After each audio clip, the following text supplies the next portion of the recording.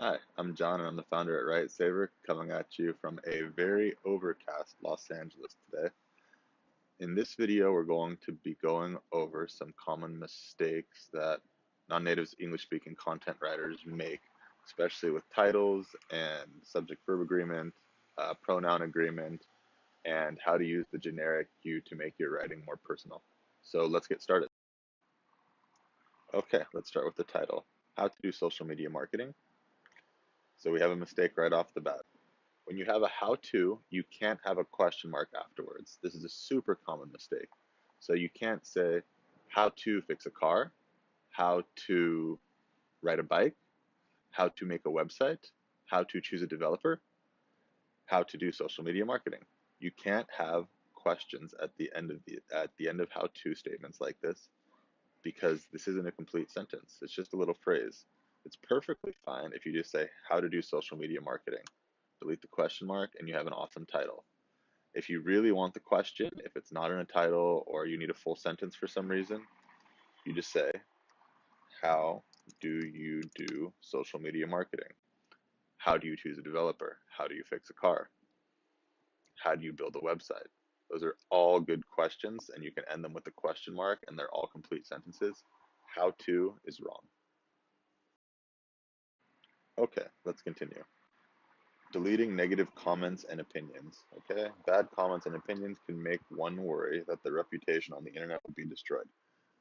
This goes back to one of the points that I made about the title. This is something that's going to be super important that you should use all the time in your writing because native English speakers use this all the time. It's called the generic you. Anywhere that you try to say one, make one worry, one should make sure to, one should anything, you're going to change that to you and you're going to change the sentence accordingly. Okay? Native English speakers do that all the time. We almost never use one in this particular context. So what you're going to say is bad comments and opinions can make you worry that your reputation on the internet will be destroyed. Much, much better. We never use one in this context, or very, very rarely. Using the generic you is something that's pretty unique to English. There's a couple other languages that do it, but it makes your writing sound much more natural and much more personal, like you're talking to your reader, which you should use all the time.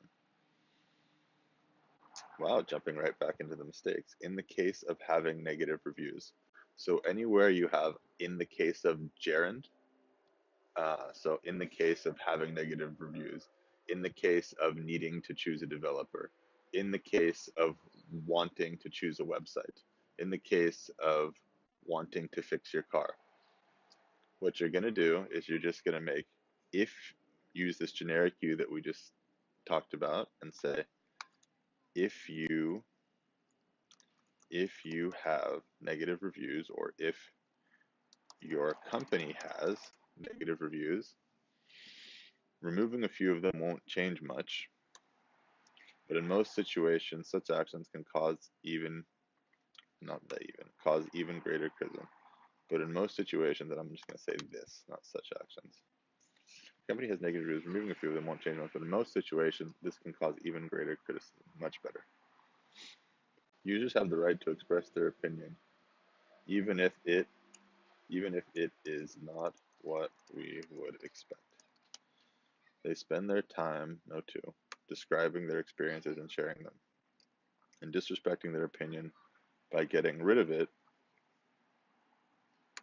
is a big mistake and shows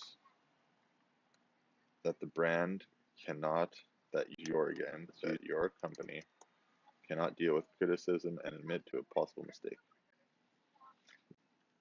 This kind of situations should be taken as an opportunity to talk about the problem and a way to re-engage the customer sympathy.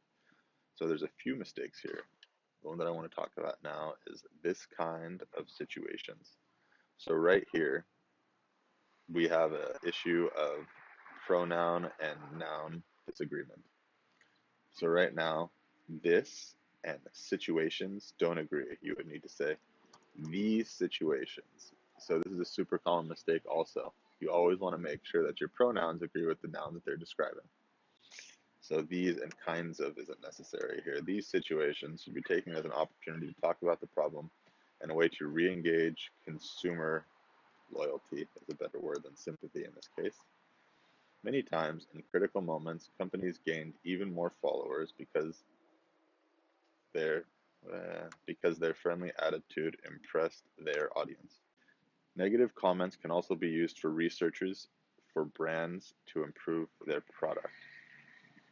Okay, so researches, this is a super common mistake also. Researches is an uncountable noun, so you do not make it plural in native English.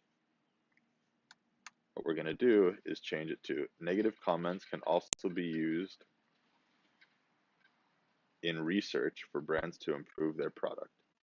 Now, sometimes you might say research studies if you're saying we cited the research or multiple research studies. If you're doing like an academic test and you looked at a bunch of other authors' documents, you'll say we looked at multiple research studies to determine the best method to use in our experiment.